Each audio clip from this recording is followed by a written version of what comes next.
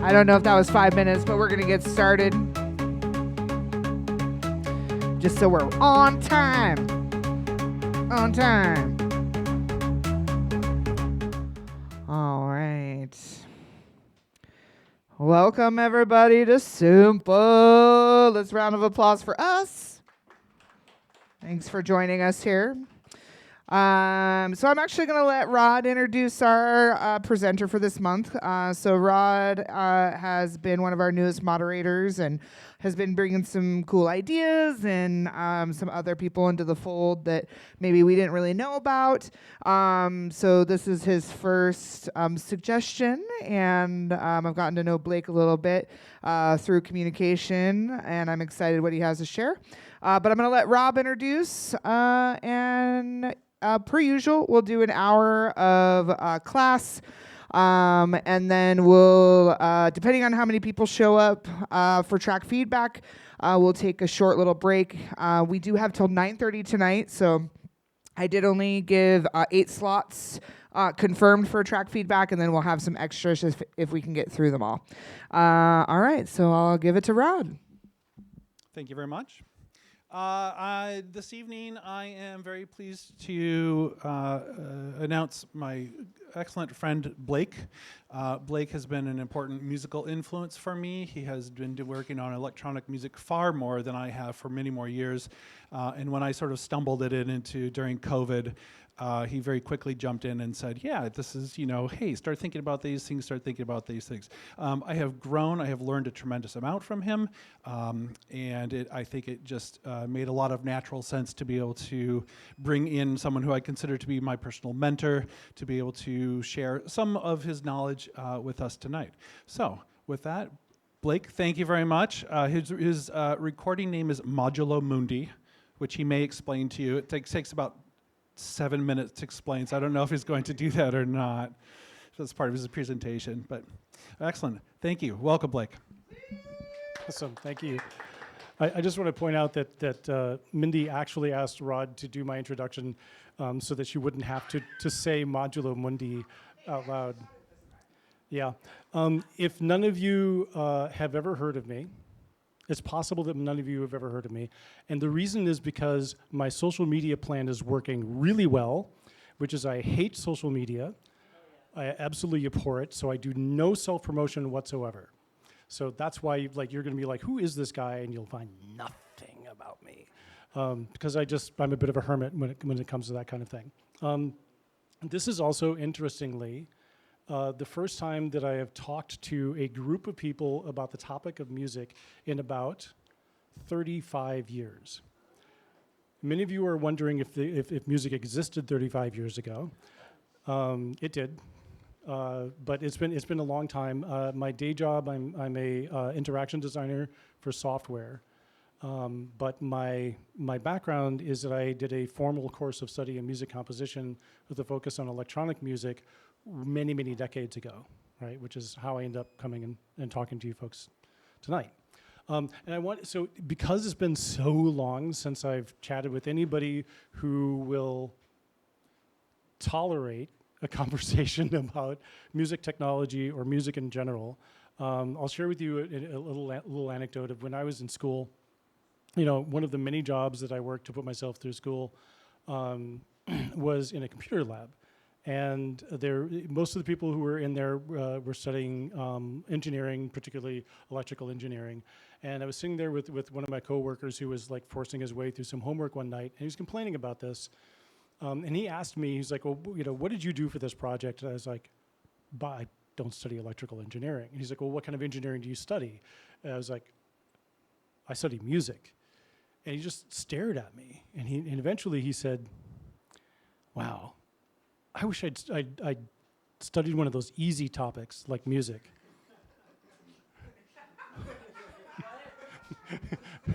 Right? Yeah, and I was just like, okay. And so I was like, I kind of sized up the situation. I realized I'm never going to win the conversation that I want to have with him. So I said, why do you think it's easy? And he said, I mean, you just drink a glass of wine and you think of someone beautiful and then music happens. So that's my presentation tonight about how to get unstuck, drink more wine, think about beautiful people. Thank you. Okay. All right, so let's go to, I have put together a presentation. Hey, look at that.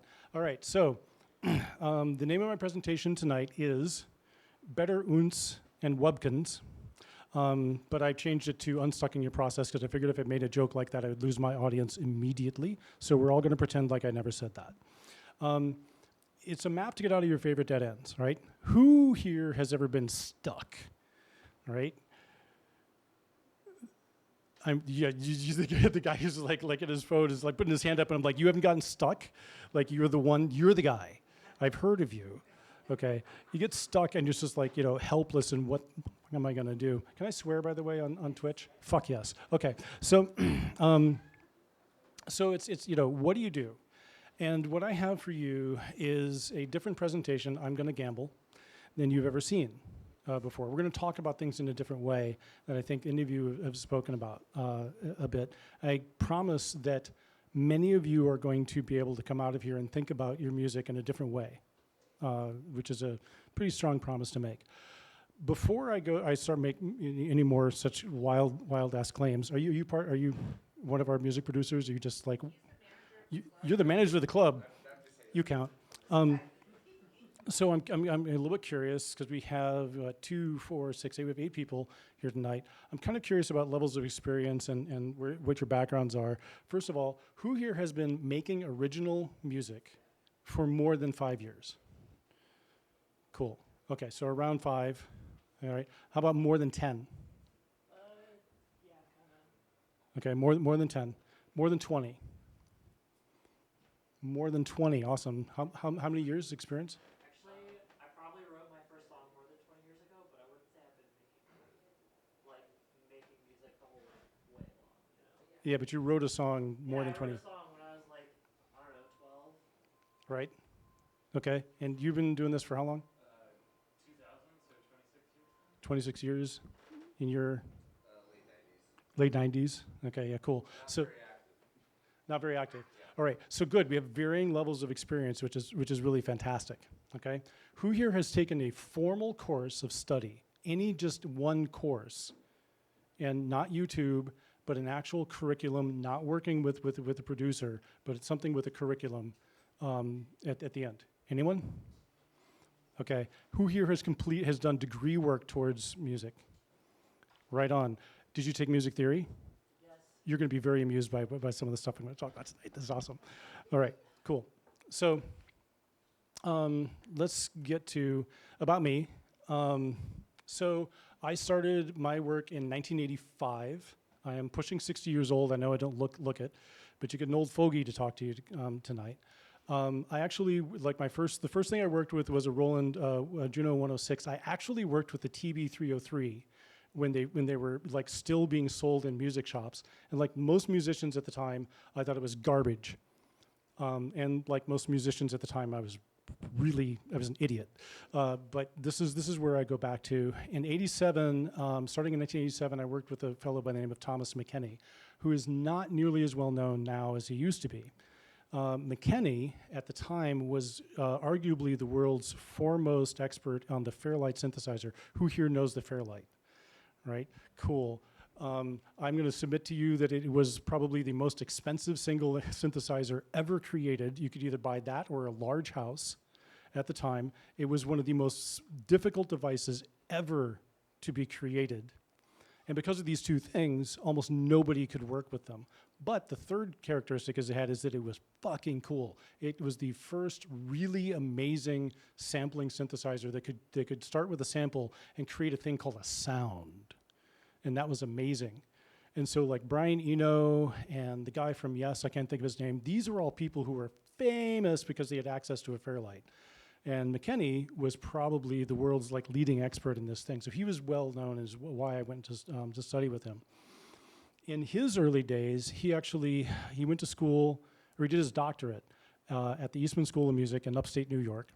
And while he was there, he went about an hour away and worked for and with a guy by the name of Robert Moog. And he worked in Moog's shops before Moog actually ever created a synth that was going to be sold to anybody. And when McKinney got his first professorship in 1967, he immediately got a grant to go and rent Moog's shop and work with him for about 2 weeks and help him develop what became the Moog synthesizer. So this is the guy that I studied with. There's another composer by the name of John Cheatham, who, for unfair reasons, is even better known than McKinney. But these are my two mentors, and I'm going to be teaching you or telling you a lot about the things that this guy imparted to me. One other note: I use software called Reason. I don't use Ableton, right? I'm the one person in the world who uses Reason as near as I can tell. I'm not even going to ask if you use Ableton. I know you all do, and that's fine. The thing about that is going to be really interesting, because I'm going to talk a little bit about some production techniques tonight, and I'm going to be forced to use very generic, very general terms about like music production. I'm not going to be like, yeah, use this module or whatever. But I think that's going to be actually kind of interesting. The first synthesizer that I worked with very seriously, this is a photograph of one of them. This is an EMU modular synthesizer. They were all custom made. They were all custom fabricated by hand in California. I worked on one that was, this is about, like the size of this on the wall right here is roughly the size, because the one that we had was much wider and had an additional module on top of it. How many knobs are on that thing? How Did many you count them? All of them. They exhausted the strategic knob supply. It was all voltage controlled. It was all patch cables. This was back in the days when a patch was literally so named because you had patch cables, and you would put pieces of tape next to the knob and a pen mark, and that was to save a patch because there was no memory. Rebuilding a patch would sometimes take 2 hours.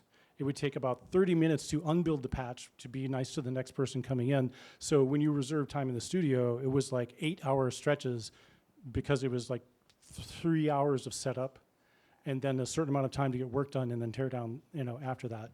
I think you can still go to Patchworks, and if they still exist. Does Patchworks still exist?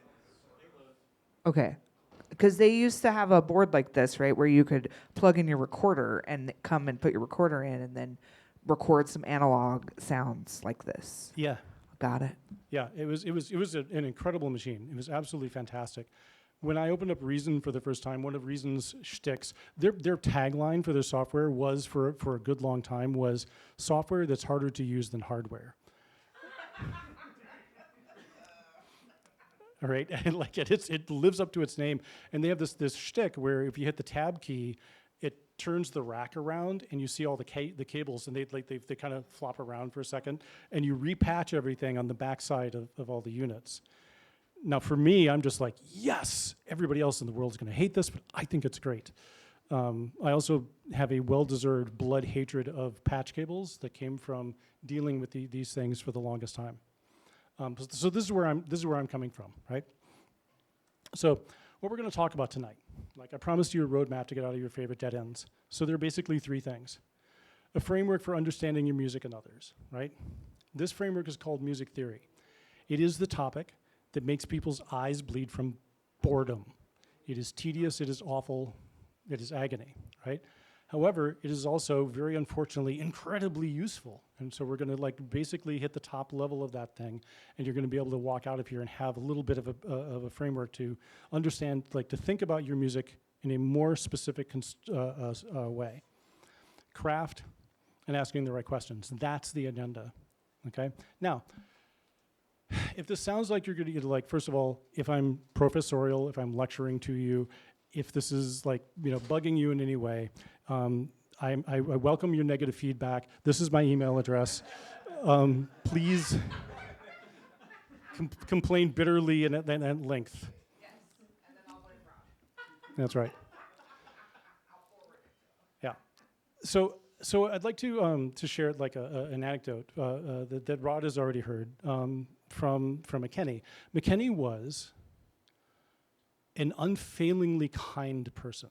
I have, if it's not already clear, I have deeply warm feelings for him. He was the kind of teacher who all of his students, years later, all just really think really highly of this fellow, right?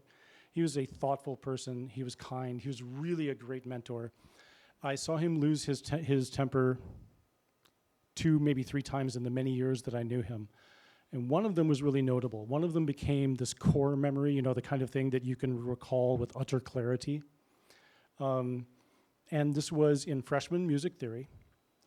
And he got the question, and later I asked him, I was like, you get this question every year, right? He's like, yep. And I was like, oh, you wait in the weeds, and you just like, he's like, yeah, pretty much. Yeah, you know what I'm saying, right? He's like, I'm waiting for somebody to say this. And the inevitable question came. And when the question came, he took off his glasses, and he took a deep breath, and he kind of steadied himself, and then he just kind of let loose. The question was, why are we studying all this garbage? This is awful. We're studying Bach. We're studying 4-part harmony. We're studying, you know what I'm talking about. You've sat through this class, right? And it's like, you know, cadences and modality and tonalism. Voice leading. What else? What else do you have traumatic memories of? I don't know. I unironically love it. Okay, right. So it's funny because I love it too, right? But everybody who's like, you know, I want to make new music, because the whole thing was, I want to make new music. You're showing us old music. What is the point? McKinney took a deep breath. He steadied himself, and what he said was, the reason that you're going to be learning music theory is so you can stop making the stupid mistakes you're making right now and making the same boring things that you're making right now. If you do not have a framework to understand your own music and the music of others, you're lost and you have no idea.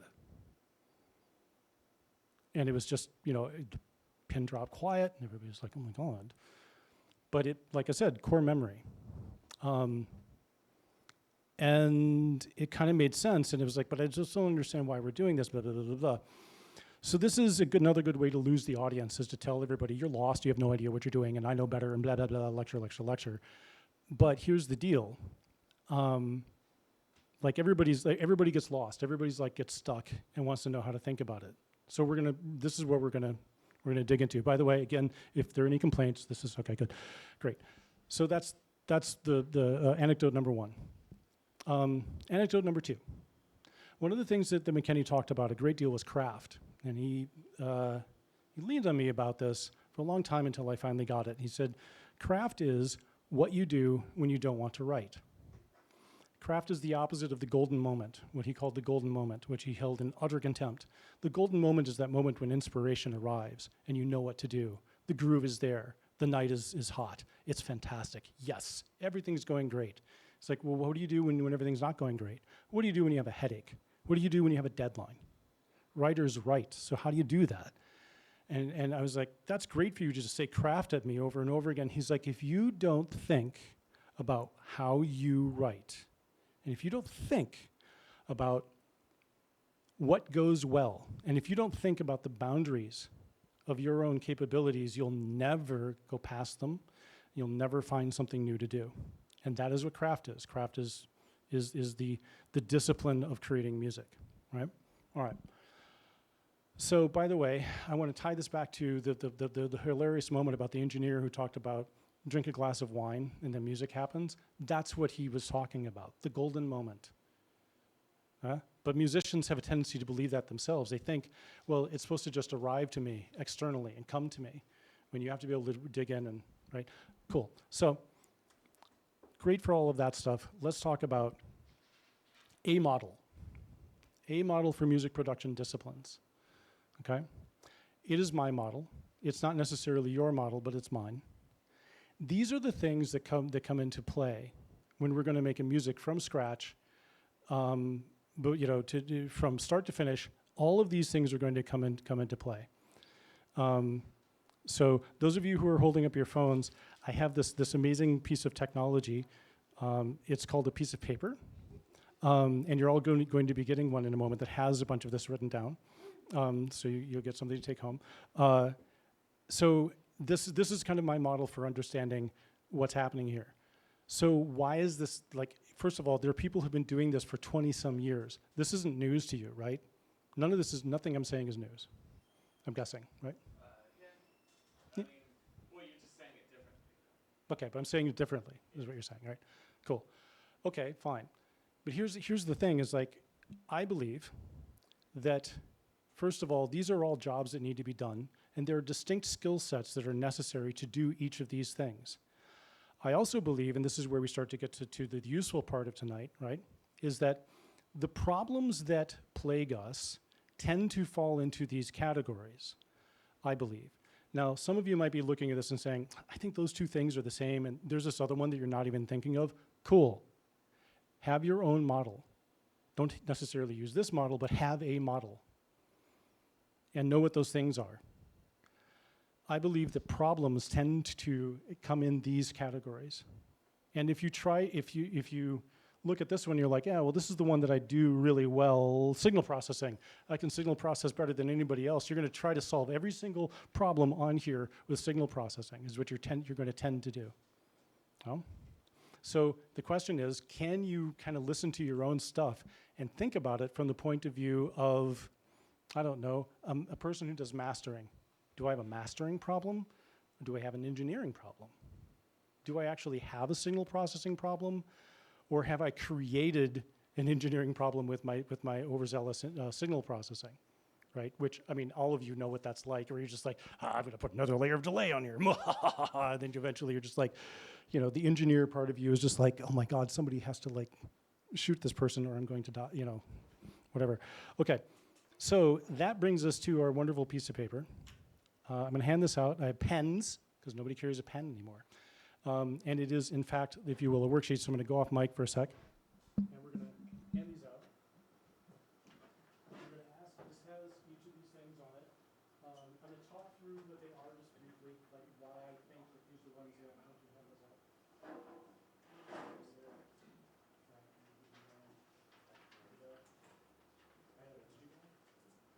I have spares if anybody wants them. Oh, yeah, yeah. Here, take. Yeah, take. Good. All right, good. Okay, so as you look at it, you're going to see that there's kind of like, it is a worksheet. I have pens. Can you, lovely person, manage the pens for me? Awesome. If we're still short on pens after if those exhaust, then I have some more as well. And I'm going to ask you to kind of rank your ability and your affinity, meaning how much do you like doing this? If you have, you know, what the hell, I'm just going to spend some time doing stuff I like to do, right? Everybody up there get one? Okay, cool. We're going to do that in a minute, but let me talk through real quick what I think each of these things are. Some of these are weird words. Composition, okay? To the person who's taken a formal course of study, you're going to be like, oh my God, you're really using these words, right? Not songwriting, composition. Songwriting is a very particular form of composition, right? Songs have real specific formal things to them, and I'm not like, you know, I'm not trying to lay down rules. I'm saying if you want to make something like, let me put it this way: Compact, the great German label, their number one criteria if you want to get on their label is they say your music has to be song-like. That's their thing. So songwriting is its own special kind of composition. Composition means writing music from scratch. Tempo, melody, harmony, tonality, modality, rhythm, everything, okay? Arranging is different from that. Arranging, a song could be, I'm going to start with it with the way of explaining this. It has nothing to do with electronic music because it's really easy. I'm going to bring it back again. I could write a song on the piano, and it's like a typical song. It has lyrics, it has a verse, it has a chorus, right? But I've written it on piano, and I've got the words, I've got the lyrics, I've got the melody, everything's done, but I give it to someone else because I suck at arranging, and that person arranges it for bass, guitar, drums, vocals. Nice. And then we listen to it, and we're like, nah, that's not it. So let's rearrange it. Let's arrange it again for, say, mandolin, piano, and voice. We're going to bring the tempo down. We're going to make it, you know, more intimate. So that's arranging. A person can be great at composition and terrible at arranging. Good examples of this would be the Beatles were really great songwriters. They are great arrangers. You can tell because all their stuff is for all this like wild different kinds of instruments. Sitar and bass clarinet, right? Kurt Cobain is a fantastic songwriter, but we'll have no idea if he was any good at arranging because everything he wrote was for those 3 instruments, right? He never arranged anything. You could find other arrangements, but he didn't do that. 2 different things, right? Orchestration. Orchestration is yeah, go ahead, yeah. Oh, there's a scale of 1 to 10? I would do it like 0 to 4. 0, I have no clue what I'm doing. 4 is I could sit in a room with experts and I could hold my own. Okay? So like I'm trying to compress that number scale just a little bit because there's a point I'm going to get to. Orchestration is like instrumentation, but I want you to think about this differently. Orchestration is crafting sounds by putting them together. The great example or the great exercise in orchestration is take a piece that's written for piano and write it for an ensemble over here. But we do this all the time in electronic music. You've got this thing, you've got like, well, I've picked my favorite synths or whatever, and it's not working. It's like the whole thing about the guitar isn't working, let's go with mandolin. But orchestration is about taking and combining things to create sounds. It's a very, very specific and delicate thing. It is more than just picking instruments. Now, here's a really good accessible version of this thing. A snare drum, right, and a clap. And then you have a snare drum and a clap together, right? It kind of forms into one thing. That's orchestration. That is an orchestration skill right there, okay? Synthesis. Synthesis is creating sound from its first principles. Usually you start with an oscillator. You could start with a sampler, but it is from first principles making a sound. It does not count. Like synthesis is when you load up a synth, and then what you do, oh my God, I'm getting a phone call. No, I do not want you, go away. Synthesis is what happens when you reset the synth, and then you start it from 0 and start building out. Okay, signal processing is really easy. Everybody knows it. Banks and banks of effects processors. Okay, those 3 kind of fix together. Mixing, engineering, mastering, and acoustic recording. First of all, I'm curious, is there anybody who looks at me? I split these out into 4 separate things. Is there anybody who's going, I don't think those are 4 separate things? I'm curious, like honestly, if you're, yeah, kind of. Okay, so talk to me a little bit about that. In my experience, like with electronic music, there's like everything on this sheet is kind of like related. Like your mix won't sound good if your sounds aren't designed good. Yep. Like you have to like know that your sounds are gonna fit together, and like so, like because like if you're mixing like a band, it's like those instruments are usually like kind of a tried and true formula together. Or even like an orchestra, like it's like tried and true like mix of instruments, but like you're trying to mix like a lead synth and a bass and like synthesized bass and stuff. Like sound, if your sound design isn't good, your mix isn't going to be good. So it's like Sure. kind of all like they interact a lot. Right, so they do interact. Like it's really hard to take them apart from each other.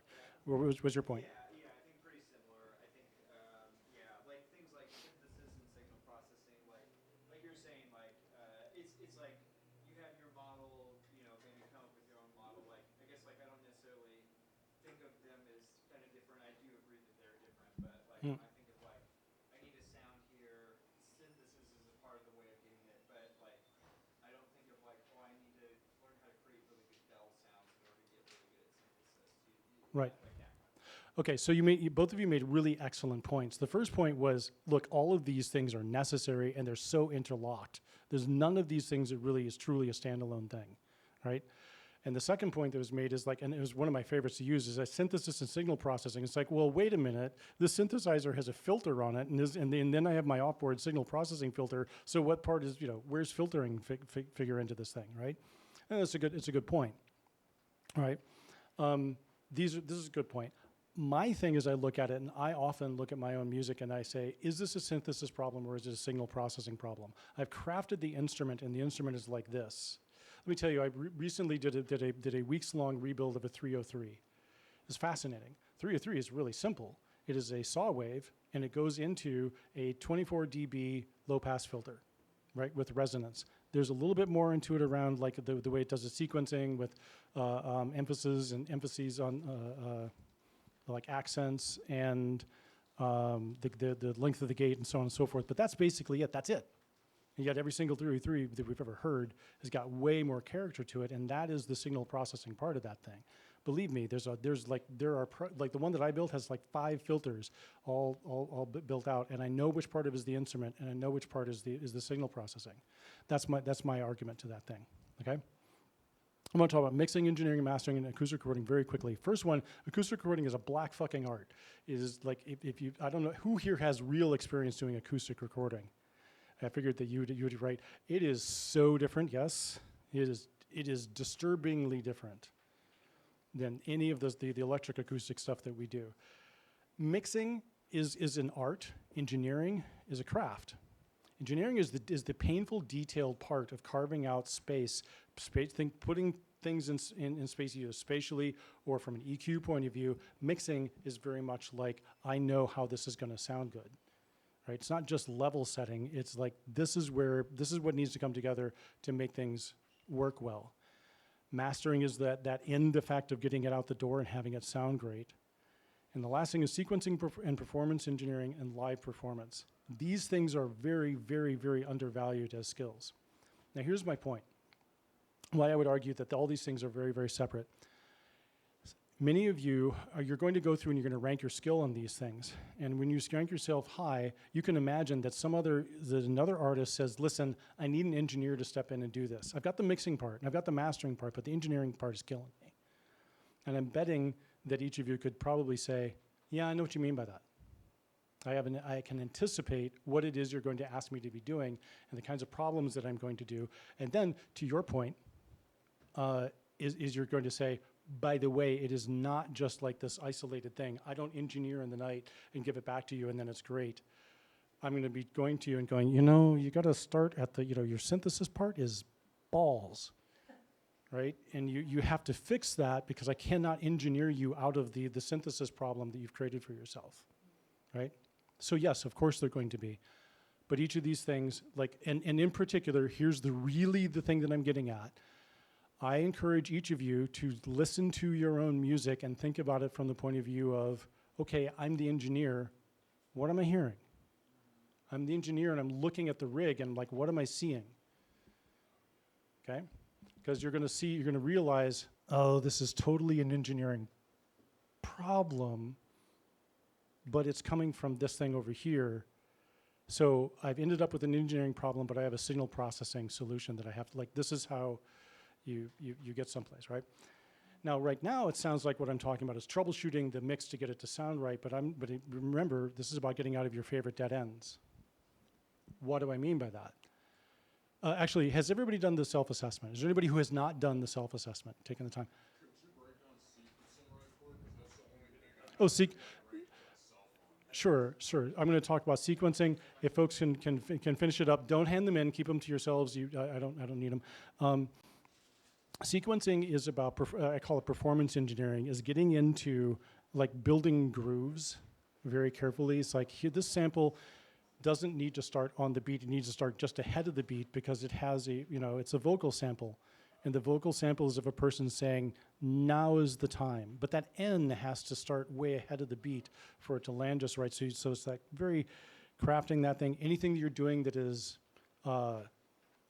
velocity control, like, oh, I can control this parameter over here with velocity, so I'm going to go and carefully put that together, All right, cool.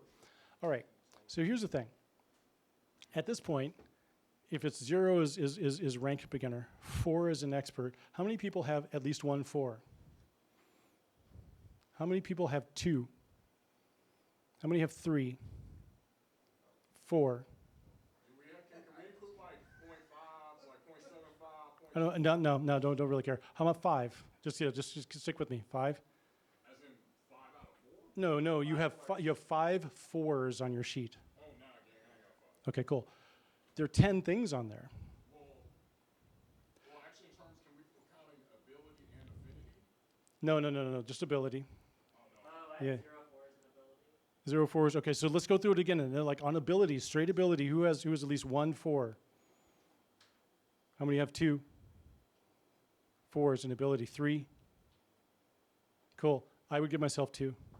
Here's the kicker. I guarantee you that there's somebody in this room who's better at each of these things. Pick one of those things. There's someone in this room who's better than me, and yet I'm the one who's lecturing you, right? Who's earning my fat paycheck. Mindy, we're going to talk paycheck later, right? Yeah, okay, cool. Right? But this is right. So how many have a 0? Cool. Yeah, okay, you have a 1, right? So here's the deal. You're going to naturally, I'm going to pick on this gentleman right here. Yeah. You have a 4 in what? Oh, I didn't raise my hand before. Oh, you didn't? Okay. What's your best skill? The highest I said was a 2, and I said that for a few different things. Okay. What's your best skill? Let's see. I said signal processing, mixing. Cool. What's your least experienced skill? Acoustic recording. Acoustic recording. Yeah. Okay. Cool. So now the thing is, if you okay, what else? What's your second worst skill? Because that's a bad example. Second worst skill, there are multiple ties. I said composition probably. Composition. Cool. So when you run into composition problems, you're naturally going to be like, I'll solve this with signal processing. That's going to be your natural kind of thing, right? But worse than that, like more vexing is this. What if, how do you know, if you aren't really great at composing, how do you know you have a composing problem, right? This is the devastatingly difficult part of this thing. All right, so hang on, I've got a, no. Okay, yep. I'm come back to this. All right, so here's the kicker. I gave you 3 things I'm going to talk about: theory, a framework, right? Craft, and then asking the right questions. So here's the deal.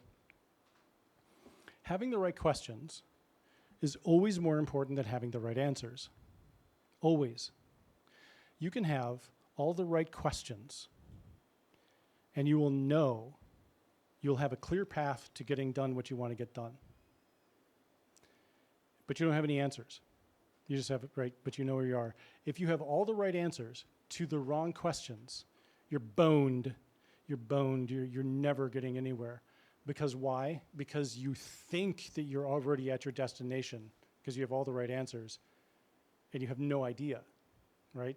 Most people live in a world in between, right? But we have a tendency to be like, I have a problem, let's go find answers. My biggest piece of advice to you is when you have a problem, and you're stuck especially, stop and say, well, okay, well, wait a minute, am I asking the right questions? And this is a good way to get to them, right? Especially because you're going to be like, I don't know, I do think I have a songwriting problem here. I don't know what to do about it, right? But I have a problem. So the first part of developing skills around this is starting to be able to ask the questions around, say, composition, or asking orchestration questions, having no answers, but knowing that like there are, adding to your list of questions you can ask yourself about those things. And that is going to lead to you getting to be able to build answers to them, right? If you don't ask yourself these questions, you will just drive down the dead end that you know and love so well. They're going to charge you rent because you've been spending so much time in that dead end. Okay? This is what I mean by a roadmap to get you out of those dead ends that you're in. It is also a great invitation to get into the lack of comfort zones that you're in. Okay? So, interestingly, right, all y'all have some great experience. Who here is looking at this and going, oh, I know like one of these things where it's like the problem is over here, but it turns out like, I'll see it over here, but it turns out to be over there. Anybody have a good anecdote for this? Go ahead. Can I, you go ahead. Like, sometimes I like think this melody sucks or it's boring, but then I'm like, then I like put a pre-made sound patch on it. I'm like, oh, actually, it's not that bad. Okay, so melody, and you change the sound, and it's not so bad, right? Yeah, like there's just a lot of music with like, if you played it on a piano, it'd be boring, but oh, there's full sound design, so it doesn't matter that the melody is really simple. That's right. So like as soon as you're just like, oh, I put this on here, and it's, wow, actually, that's really alluring. Or I accidentally picked the wrong patch and it has this really long release on it, and it's so smearing all the things, but oh my God, it just accidentally made a chord out of this melody, and that's kind of neat. What if I just sample that and then slice that into pieces, and then blah blah blah, blah, right? The other thing can happen. The other way around can happen as well, where you're like, oh, I really love this sound. I like sound design. Everybody loves sound design. Rod actually sent me this meme that we were chatting at dinner before ahead of time. He sent me this meme which is like, it starts out as time spent completing songs and projects entirely, and then it just kind of like drills down further and further and further, and the brain becomes more and more enlightened until it reaches its ultimate point of enlightenment, which is basically time spent doing sound design and nothing else. All right. Yeah. All right. So this is the thing: you do sound design and you fall in love with the sound, and you have no idea, like. Yeah, so breaking those things apart. Okay? Yeah, go ahead. I just had a story. So when I was learning to produce, there was a friend who was also a DJ in the same genre, learning to produce. Like mine would sound pretty good, but just be boring, not too compelling. Like his stuff, like just like was very compelling, and you felt something, but it sounded like crap. So when we started collaborating, like we each took our specific chairs and then turned in something like, bigger than the sum of its parts. Yeah, totally.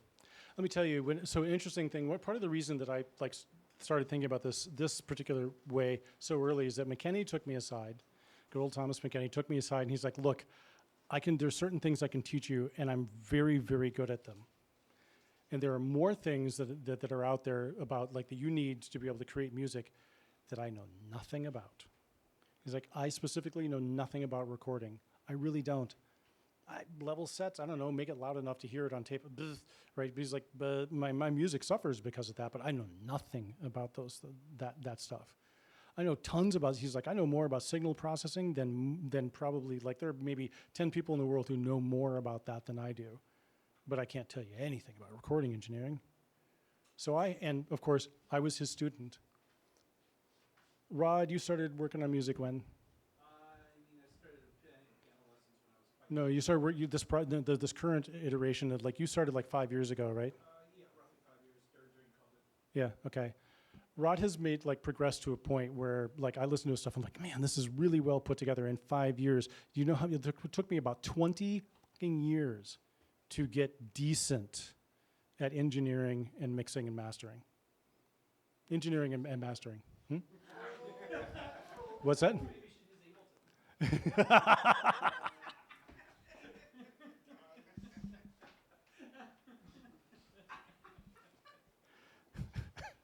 Thank you, Rod. Anyway, yeah. For being so hamstrung with that piece of garbage reason, you're doing okay. Yeah. So it took me forever to get good at that thing, and the thing that you were talking about, where it's I had great Rod's listened to some of my early stuff. They're great ideas, but they sound really bad. They sound just so muddy and terrible, and all and unfortunately, predictably, by the way, what happened to my writing? Who wants to take a guess? When I got started, I put a bunch of effort into getting better at engineering and better at mastering. What happened to my writing? Anybody want to take a guess? How about you?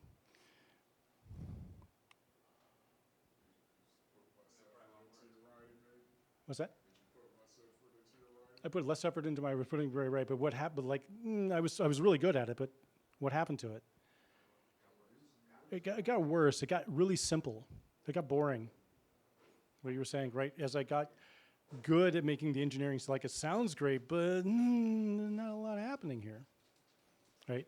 And I had to really be okay, so the engineer, I have I'm going to have a schizophrenic argument in my head where I'm going to have to be the diva. The composer is going to be the diva that says, you know what, Jeff, sit the fuck down, and I don't want to hear from you for at least 2 weeks because I need to write here, and you're just and it was. Then I started to get better at it when I realized that thing, but it took suffering to get there. Huh? Okay. So, question. So you said that a lot of producers, included, people spend way too much time on sound design, but who doesn't? I'm curious. Are there people who try to not put a ton of effort into sound design because they know that they don't want to, Go. I just take pre-made patches and tweak them. Like, I mean, sometimes I try to sound design, but usually somebody else did it better. So what I'm trying to do better. So like, This is a great joke that Rod told me a while back, which is the difference between a jazz musician and a rock musician. A rock musician is a person who plays 3 chords for 10,000 people, and a jazz musician is a person who plays 10,000 chords for 3 people. Kurt Cobain wrote for guitar, bass, and drums. Does stuff suck? Like, I mean, maybe it's not your thing, but you see the point, right? Pick another, you know. Yeah. So there are people who do that, right? I synthesize, like my core strength is synthesis. I will build stuff from, like I zero my synths and I build almost everything from utter fucking scratch. But I do it fast, and it is such a honed skill for me that I can do it pretty quickly. So I don't spend a lot of time on it. It's not true. I just spent 2 weeks honing a 303. Would you believe? So there is that, right? I was listening to a bunch of my old stuff, and I just noticed the same thing. It's like, yeah, sometimes the key is whatever, sometimes the mix is whatever. But usually there's some interesting sound choices, and that's what gets me to finish the song and not take it off the internet. Interesting sound choices that gets you to finish the song. Yeah, just the choice of sound, the way I fuse the two sounds together, that type of thing. Yes. Yeah. So you, my friend, you are an orchestrator. I mean, I've never really been given a what is that thing they used to conduct? Baton. Yeah. That'd be dope. It, Give me a shot. I'm trying. no, there are a lot of like I studied classical music composition. There are an enormous number of classical composers who only ever just wrote music, and all of the orchestration was done by their assistants. Exactly, right. You're like, what? I'm too much of a control freak for that kind of thing. Yeah, but it's also like the payoff. You're like, the whole thing is what happens. A water gong. Water gong is amazing. You take a gong, you ring it, and you dip it into water, and both the timbre and the frequency changes as this happens, and it is a wild thing. And if you do that, in addition to a microtonal chord on violins, you get a really wild sound, and that is the kind of thing that you're just like, yeah, man. Tell me, do you have a video of this? Show me, right? That is right. That is like really. That is like compelling. And there are other people who are like, okay, can you tell me when you're done? Because I have like my other stuff to do, right? But the kicker is like, if all you want to do is sound design, if that's it, I mean, great. Then great. You're just doing sound design. If you want finished product, and if you especially want to, it's like I have 10, by ratio of projects and sketches to finished pieces is probably about 30 to 1. I've got that down, by the way. I used to be probably about 100 to 1. I'm way better about my craft is good. Yeah, that's when that ratio went down. But you all know what I'm talking about, right? And if you're like, yeah, I'm like I've got like three finished pieces and 700 started things. Like, well, then you're gonna have to engage with something else, right? You have to. Cool. Are there any, so like this, we're about 20 minutes in. Yeah, question? Actually, this is a question for everybody who did has anybody scored themselves on Affinity yet? Because it leads to another question I got. Yeah, there you go. Is there anybody not done their Affinity?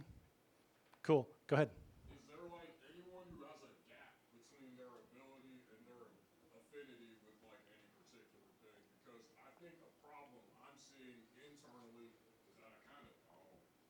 You kind of what? Like I should be wanting to spend more time on the things I admit that I suck at, but with the way I just score myself, not really, bro. I gotta work on that. Yeah, that's true, right? Did everybody hear that? Right? It's like they're like, I don't do this because I kind of hate it, right? I do it, but I'm like, compared to my attitude about like, layering the drums or stacking sounds or playing the frequencies, you know what I'm saying? Yeah. It's a different kind of enthusiasm now. So you had the gentleman back here in the hat. You said that you had a gap between Affinity and And yeah. I think it's mostly because I have a lot of things I need to gain more ability in. so you have affinity, but you don't have ability. Exactly, on Okay. a lot of things. And then what else?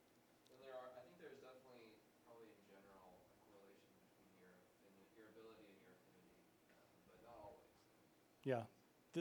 The work goes where the love happens, right? Yeah, absolutely, of course. And let me tell you, I went the years I put into getting reasonably good at engineering and mastering and such, right? I did that not out of affinity for it. I don't really have an affinity for that. I still don't. McKinney once, when he was talking about craft, he said, you know, you need to do this every day, and when you do so, it will come easier. He was right, by the way. And then you will find joy. And he's like, when I sit down to write, it is one of the most joyful parts of my day. Joyful guy, so sure. And he said, isn't that true for you? And I said, no, when I get into my groove, it's like pulling barbed wire out through my forehead. Do you spend more time mixing on the days you feel less inspired? Because in Well, my brain, it's a less creative thing to do than like synthesis. so here's my point, right? I said, this is like pulling barbed wire out through my forehead. And he was appalled.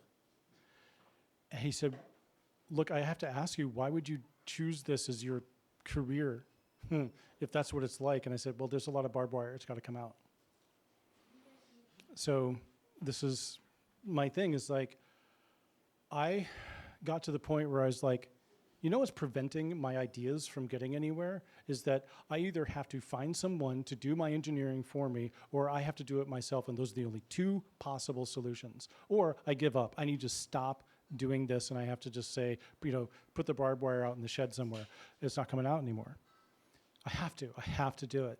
And my stubbornness about wanting to have my creation come into being forced me to do it.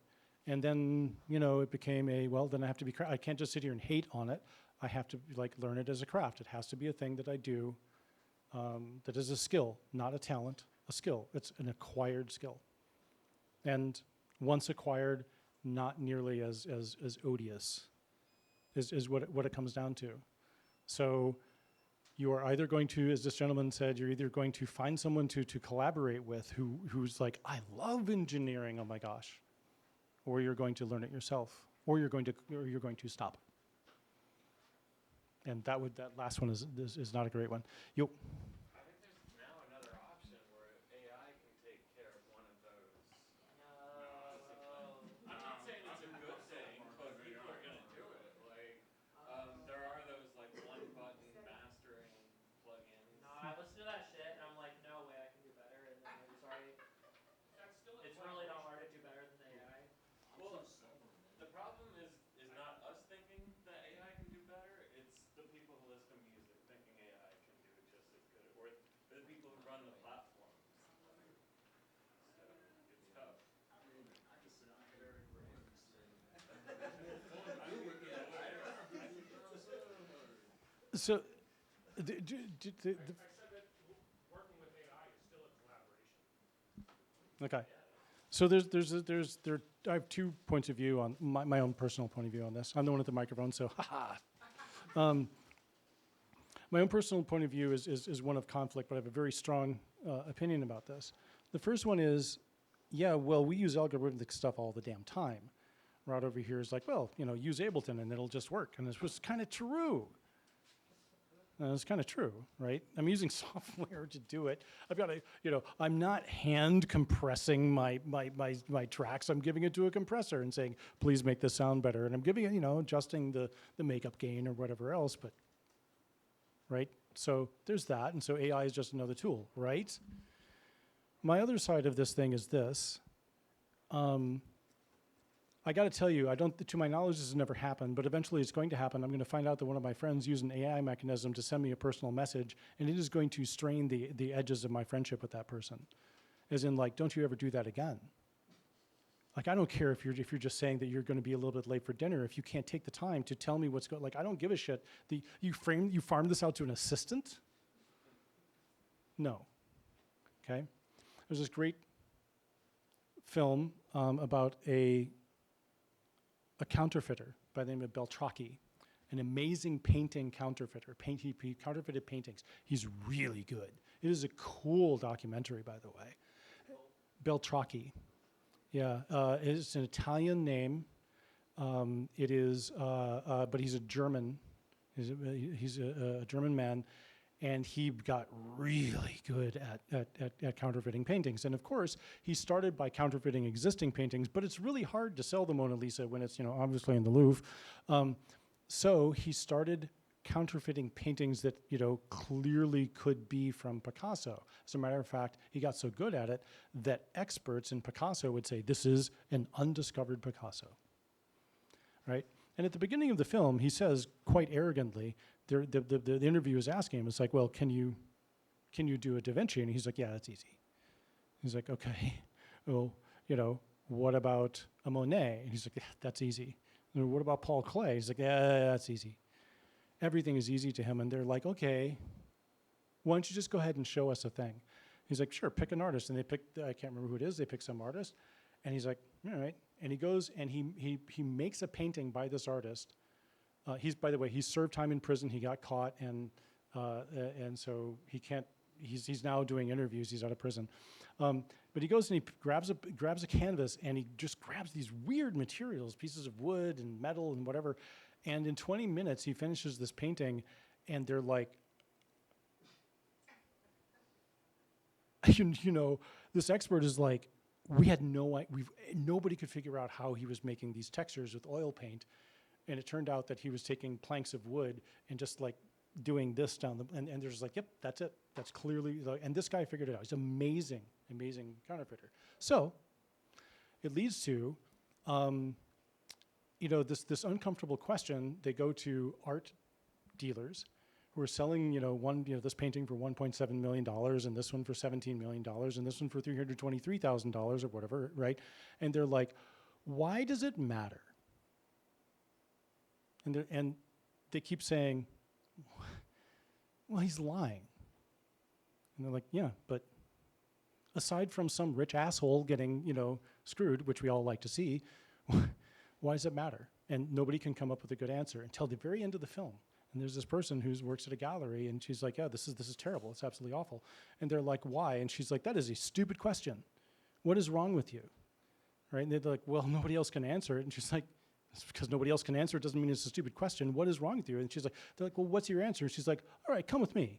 She walks them in the room. She says, you see this painting right here? This painting is by, oh gosh, I can't think of his name now, so I'm blanking on it. A German artist, early 20th century. And this is a painting by him. Now this person fought in and survived World War I. He watched the mechanization of death descend upon the human race and spent years in the trenches watching this happen. Many of his friends died. And this is him painting about that thing. This is a communication between that man and you. And when you look at this painting, he's telling you about the mechanization of death. That thing over there is an asshole who wants to sell you a painting for a bunch of money.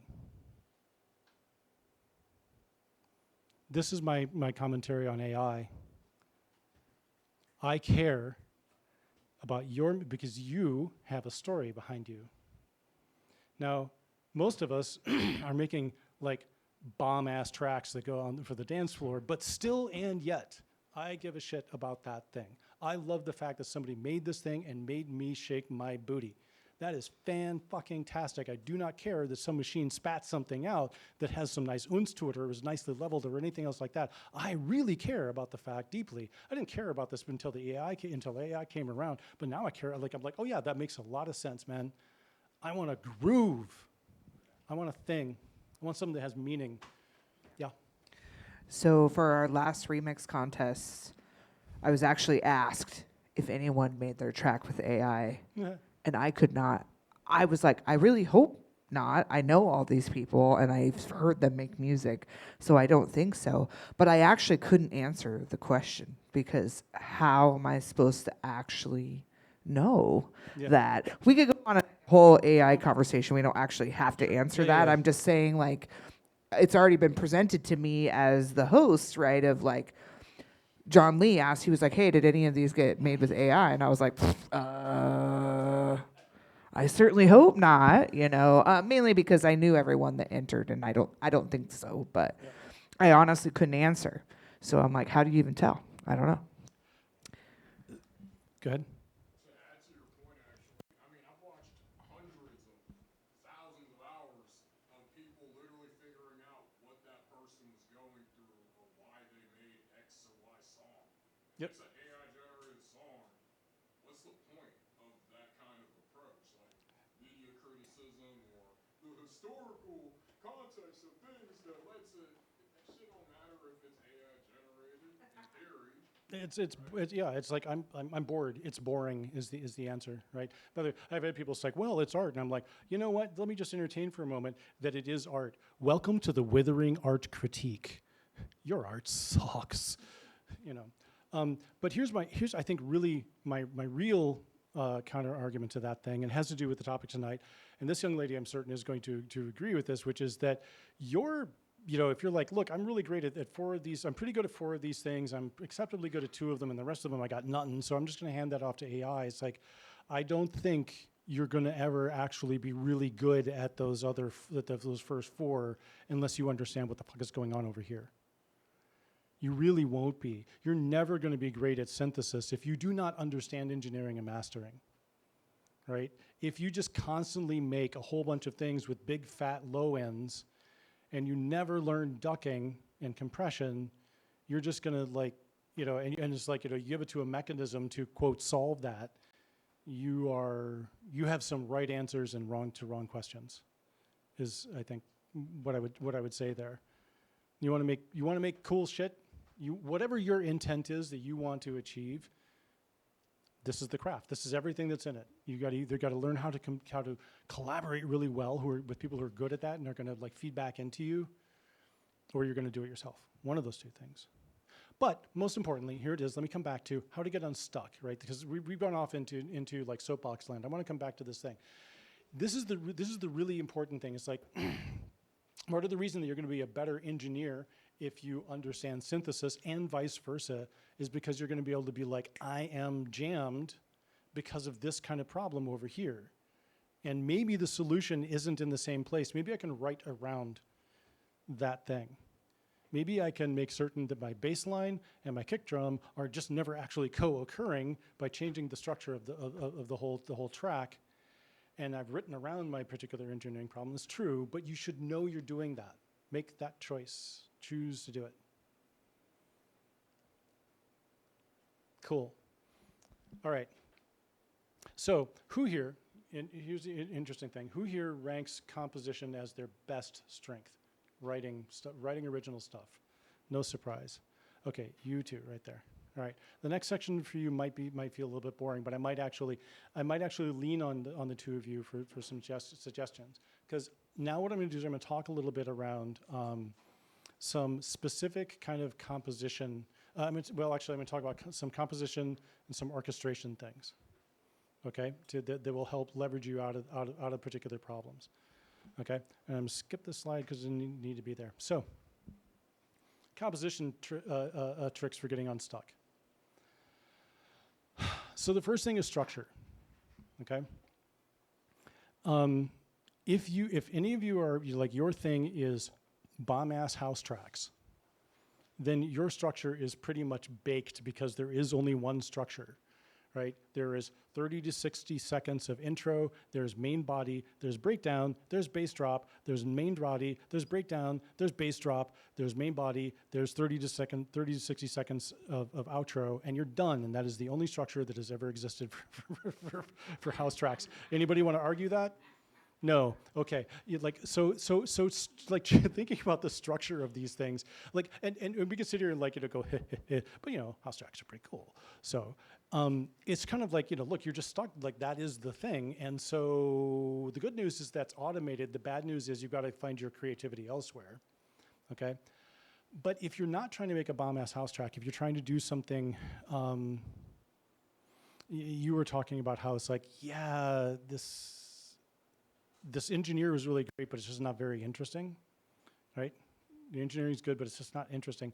There's a great interview with Trent Reznor, of all people, in the 90s, the mid-90s, very early in his career, and he was talking to somebody, I think it was on NPR, and they were saying, they're asking him all these like really dull questions. What kind of synthesizer do you use for whatever, and whatever. And they accidentally asked him an interesting question, which is, what do you think of this? The question was terrible, but he saved it. The question was like, what do you think of the state of songwriting right now? And he's like, let me tell you, I'm not really hearing interesting things. I don't hear stuff on the radio or elsewhere. It feels like nothing's really kind of trying to reach in and grab somebody by the soul and make them feel something. To start them here, take them over here, and land them there, right? So as soon as you start wanting to do that, then you have to ask yourself, am I going someplace with this? There's a lot of, like the tendency to do sound design, for example, and make that what the piece is about. It's like, okay, so you want to showcase your sound design, but do you want to tell a story and bring somebody to, is there something emotional that has to happen with it? Will the sound carry the day? Or is there something else, right? And eventually you're gonna have to think about structure. You're gonna have to think about pacing. You're going to have to think about tension and release. Structure is a great way to think about this.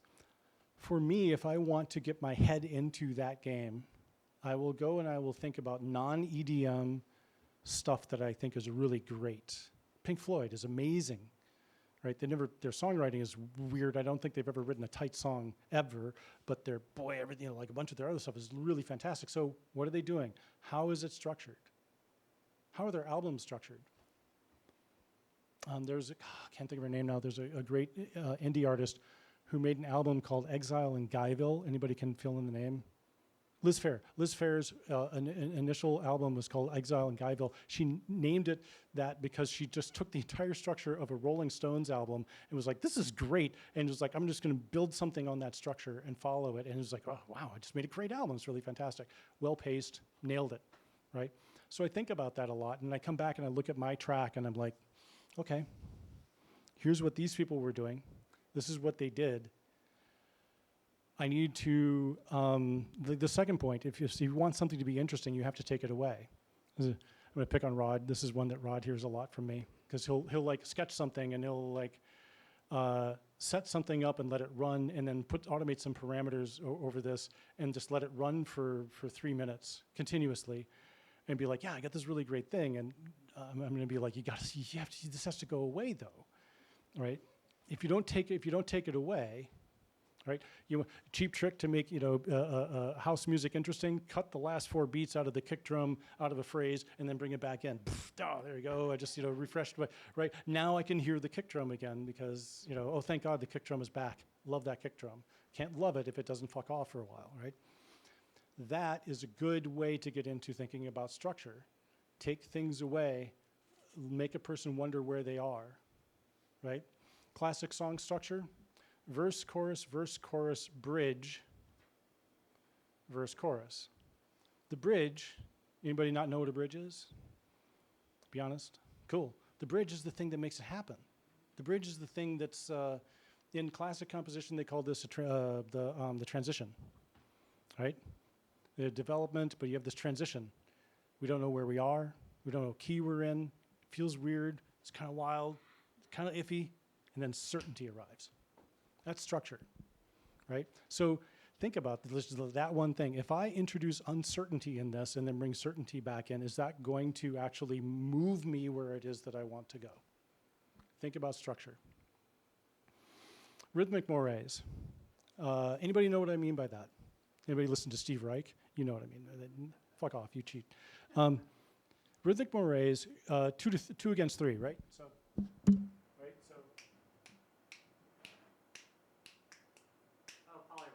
Polyrhythms, right? A moire is a term. To do the microphone. A moire is a term that means any pattern superimposed on another pattern, where they create another pattern that comes out of that. Right? You know what I'm talking about, right? It's used in printing when you have like halftone printing, and if the dots become too big, you start to see patterns. They become visible, and the actual picture doesn't show up, right? If I take 2 lines like this. Sorry, Mike. If I take lines like this and I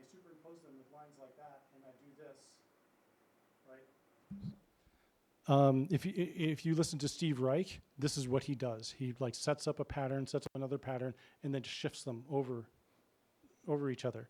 So if I set up, for example, a 2-against-3 polyrhythm, and then I set up a 4-to-5 over that thing, and I give you 4 notes, and I give you a rest on the 5th, and then I just repeat that over and over and over and over and over and over again over each other.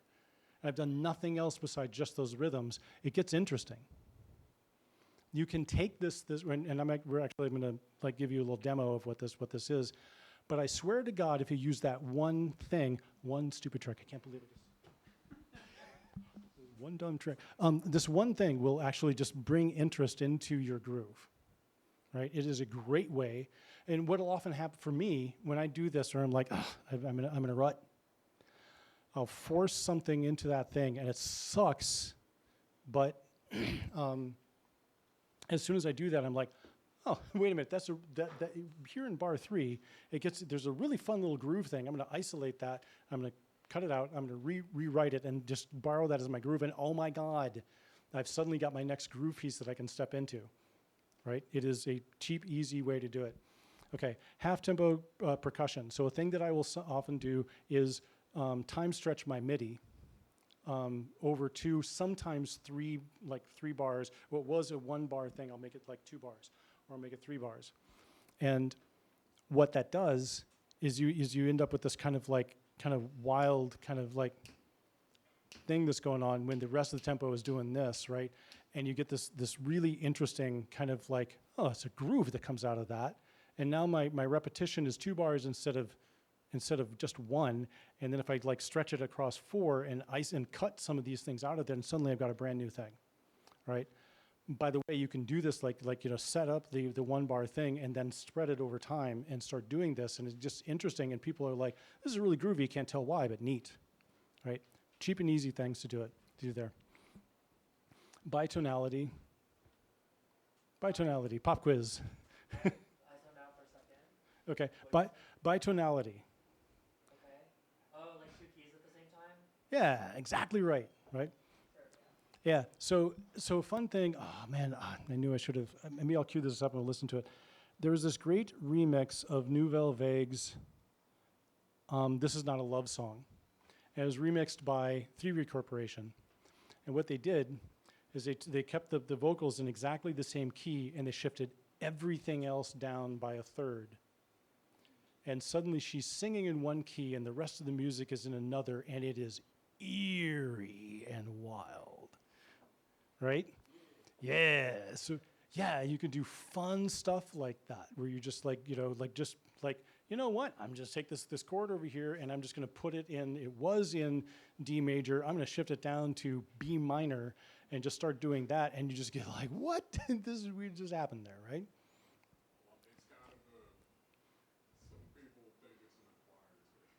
Some people think it's an acquired taste. It really is. So it's going to do something really weird, right? It's a subtle thing.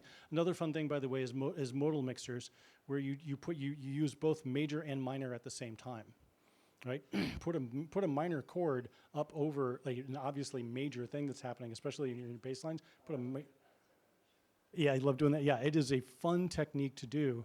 And this is like you start throwing these things at your stuff, and you're like, oh my God, I've just like unlocked something, or it's like garbage. So move on to the next thing. But it is a fun thing. All right, recursive extrapolations. This is my absolute most favorite way composition technique to get out of any rut. Okay, there's a jazz technique to create a new melody.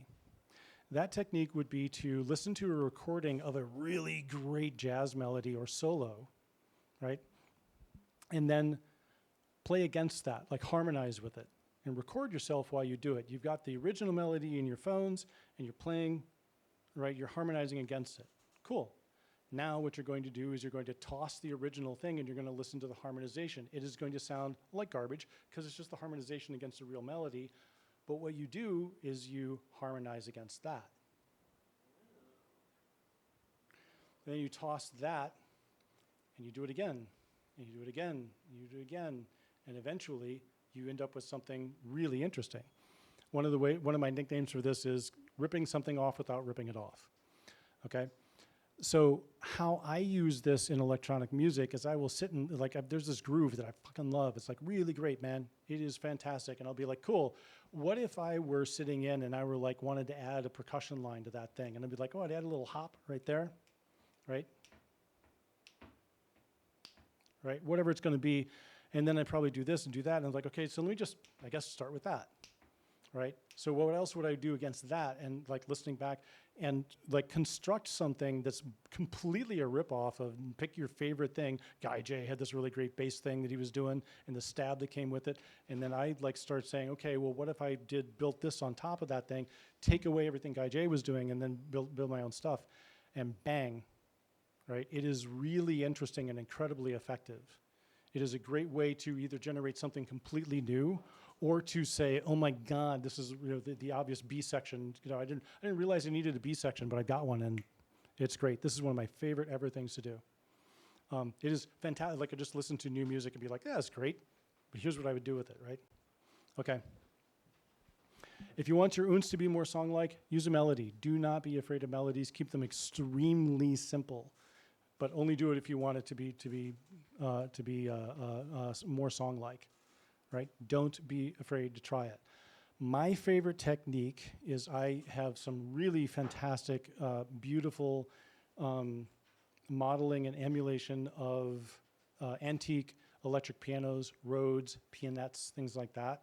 Those are beautiful sounds. They sound like synthesizers, but if you want this like warm, like really intimate, kind of gets in your soul a little bit, it's a very cheap and easy way. I also use those as orchestration devices.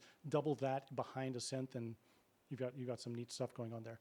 But just really simple, just a small rising melodic line over something.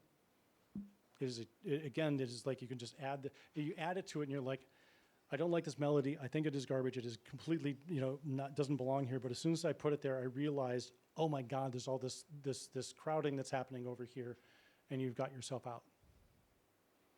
Okay?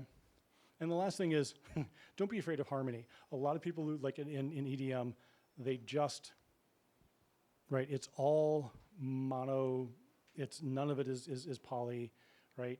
Just, use chords, man. Interesting things will happen as soon as you do that. Cool. Any questions? Those of you who write, what do you use from a writing point of view? How do you get yourself out of problem or generate ideas?